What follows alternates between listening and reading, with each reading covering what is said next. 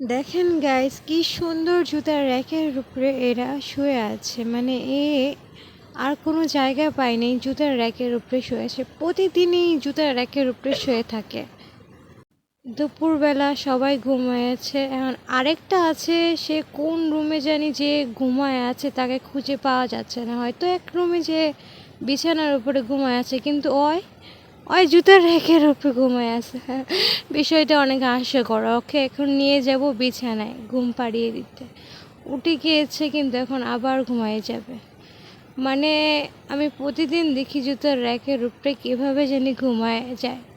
পিকো এখন ঘুমাবে বিছানায়। পিকো এখন এমন একটা ঘুম দিবে পিকো, যে আর কোনো মানে নামই নাই।